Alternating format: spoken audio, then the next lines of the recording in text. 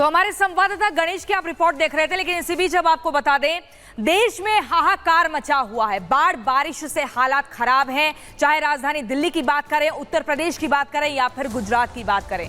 ऐसे में स्थिति बहुत ही डरा देने वाली है।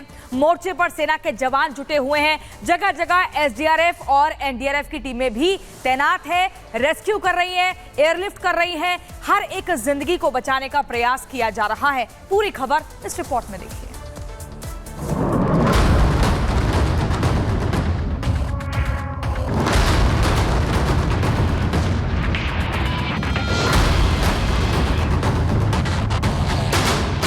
घाटों ने ली जल समाधि, सड़कों पर बहता सैलाब, उफान पर नदी और नाले, हाईवे पर भीषण जाम, जल भराव से त्राहिमाम। दिल्ली हो या गुजरात, उत्तर प्रदेश हो या फिर राजस्थान, हर जगह बारिश ने कहर बरपा रखा है। मूसलाधार बारिश से नदियां उफान पर हैं। सड़क हो या फिर हाईवे, हर जगह सैलाब बह रहा है। गाड़ियां और घर जलमग्न हो गए हैं। ऐसे ही हालात राजधानी दिल्ली में देखने को भी मिले, जिसे झीलों का शहर बनाने का सपना दिखाया गया। लेकिन कुछ घंटों की बारिश से दिल्ली की सड़कें ही झील बन गई। हाईवे हो या गलियां, हर जगह पानी भर गया, जिसकी वजह से लंबा जाम लग गया। लोगों को घंटों तक इंतजार करना पड़ा। सड़क पर बहते सैलाब को देखकर ऐसा लगा मानो वहां कोई नदी उतर आई है। अंडरपास हो या फिर पुल, हर जगह जलभराव हो गया, जिससे लोगों की मुश्किलें बढ़ गईं।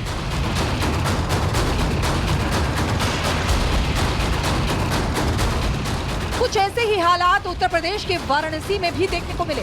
वहां पिछले 24 घंटे से हो रही मूसलाधार बारिश से गंगा नदी उफान पर आ गई, जिससे नमो घाट चंद सेकंड में डूब गया। नमो घाट की सीढ़ियां गायब हो गई। भारी बारिश से 50 से ज्यादा गंगा घाट डूब गए।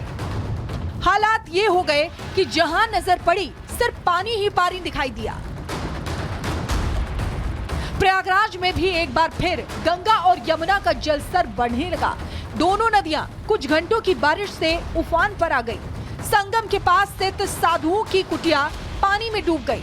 जलस्तर बढ़ने से घाटों के किनारे रहने वाले लोग इलाके को छोड़कर सुरक्षित जगह पर जाने लगे। नदियों के जलस्तर बढ़ने से प्रशासन ने अलर्ट जारी कर दिया है। साथ ही नदी और घाटों के करीब न जाने की हिदायत दी है। गुजरात में तो हालात बद से बदतर हो चुके हैं। पिछले 4 दिनों से हो रही भारी बारिश से कई जिलों में बाढ़ आ गई है। शहर के शहर सैलाब में समा गए हैं। आलम ये हो गया है कि सेना को मोर्चा संभालना पड़ा है। द्वारका में बाढ़ की वजह से कई लोग अपने घरों में फंस गए, जिन्हें हेलीकॉप्टर की मदद से किसी तरह रेस्क्यू किया गया। यही नहीं, एनडीआरएफ की टीम ने भारी बारिश के बीच बाढ़ में फंसे करीब 95 लोगों को सुरक्षित बाहर निकाला। वडोदरा में भी बाढ़ से नदी सड़क पर उतर आई। जहां कभी गाड़ियां और कारें दौड़ती थी, वहां एनडीआरएफ की नाव चल रही है। ऐसा इसलिए क्योंकि नदी का जलस्तर बढ़ने से इलाके में पानी भर गया। जिस तरह से वडोदरा में जबरदस्त बारिश हुई, उसके बाद बाढ़ जैसे हालात हुए, और ये मगरमच्छ देखिए, ये विश्वामित्री नदी से निकलकर यहाँ पहुंच गया है। एमएस कॉलेज यूनिवर्सिटी जो है उस इलाके में पहुंचा। लोग डरे सहमे भी है। पूरे इलाके में पानी भरा पड़ा हुआ है और ये मगरमच्छ पानी से बहकर एमएस यूनिवर्सिटी के इस कैंपस में आ गया। लगभग 8 फीट 9 फीट लंबा ये मगरमच्छ है और इसे देखकर आप समझ सकते हैं कि ऐसे मगरमच्छ वडोदरा में कहा जा रहा है कि बारिश के बाद ये विश्वामित्री नदी से निकलकर सड़कों पर आ जाते हैं। राजस्थान के अजमेर में भारी बारिश से आना सागर झील ओवरफ्लो हो गई। यही नहीं, अजमेर की सड़कें भी जलमग्न हो गई। जहां भी नजर पड़ी, हर जगह घुटनों के ऊपर तक पानी भर गया। गाड़ियों की रफ्तार धीमी पड़ गई। बाढ़ से लोगों को काफी मुश्किलों का सामना करना पड़ा, क्योंकि बाढ़ से लोग या तो घरों में कैद हो गए या उन्हें अपने घरों को छोड़ना पड़ा।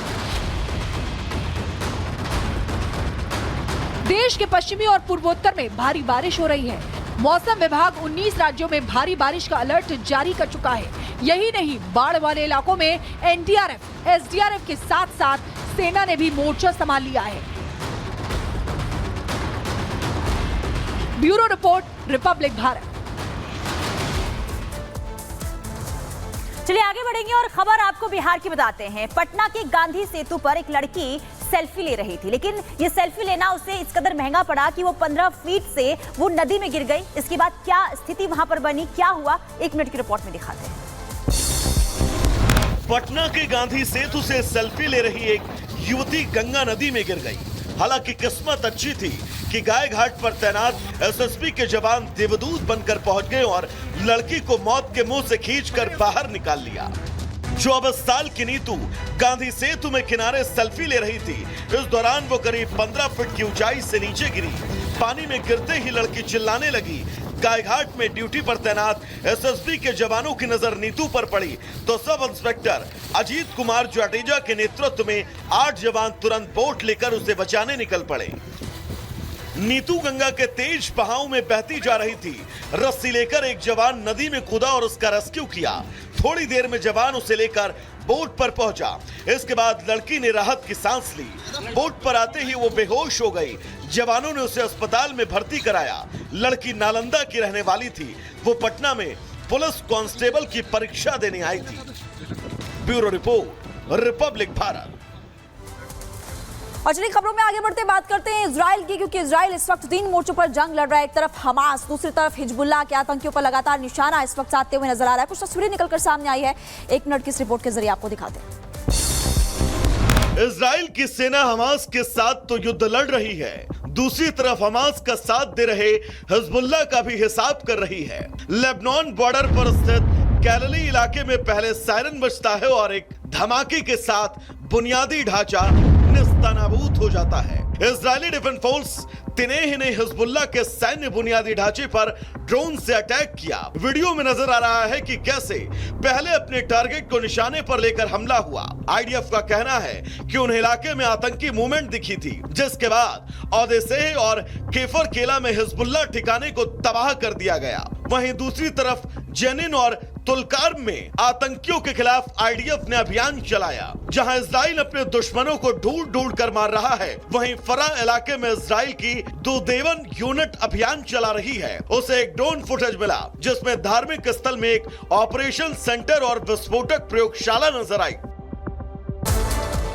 नमस्कार, गुड मॉर्निंग। रिपब्लिक भारत देख रहे हैं आप और मैं हूं आपके साथ पुनीता सिंह। इस बुलेटिन में मेरे साथ मेरी 2 सहयोगी प्रियंका और महिमा भी मौजूद हैं। खबरों की शुरुआत करते हैं और बड़ी खबर का रुख कर लेते हैं। और बड़ी खबर यह है कि आज बड़ी बैठक होने वाली है चुनाव को लेकर, और आपको बता दें कि हरियाणा को लेकर जेपी नड्डा के घर पर यह बैठक होने वाली है। और ये बैठक कई मायनों में अहम इसलिए क्योंकि चुनाव होना है विधानसभा, और उससे पहले लगातार रणनीति जो है बीजेपी की तरफ से तैयार की जा रही, कैसे इस बार जो है 90 की 90 विधानसभा सीटों पर जीत फतेह की जाए। तो ये देखिए, ये तस्वीर भी आपको दिखा रहे हैं, जेपी नड्डा के घर के बाहर की तस्वीर है, जहां मीडिया का जमावड़ा लग चुका है, क्योंकि हर कोई ये जानना चाहता है कि आज के इस बैठक में क्या कुछ रहने वाला है, क्योंकि काफी ये बड़ी बैठक और अहम बैठक बीजेपी सीईसी की बैठक से पहले ये मंथन होगी। हरियाणा को लेकर बीजेपी कोर ग्रुप की ये बैठक आज होने वाली है। उम्मीदवारों के नामों पर चर्चा इस बैठक में होगी और हो सकता है कि इस बैठक के बाद नामों की लिस्ट भी सबके सामने आ जाए। लगातार देखिए मंथन, और बीजेपी की यही कोशिश है, क्योंकि लोकसभा चुनाव में जो प्रदर्शन हरियाणा में बीजेपी कर रहा है उसके बाद जो है बीजेपी पूरी तरीके से ताकत झोंकती हुई विधानसभा चुनाव को लेकर नजर आ रही है। लगातार बैठकों का दौर जो है वो देखने को मिल रहा है, और इसी कड़ी में आज भी ये बड़ी बैठक होने वाली है। जेपी नड्डा के घर पर यह बैठक होगी और बीजेपी कोर ग्रुप की इस बैठक में उम्मीदवारों के नामों पर चर्चा हो सकती है, मंथन होगा, और इसके बाद देखना यह होगा कि क्या रणनीति, क्या स्ट्रैटेजी बीजेपी की तरफ से फिट की जाती है और किन किन चेहरों को इस बार चुनावी मैदान में उतारा जाता है। क्योंकि हरियाणा की बात करें तो 90 विधानसभा सीट, और 90 विधानसभा सीट के लिए बीजेपी हर एक रणनीति तैयार कर रही है।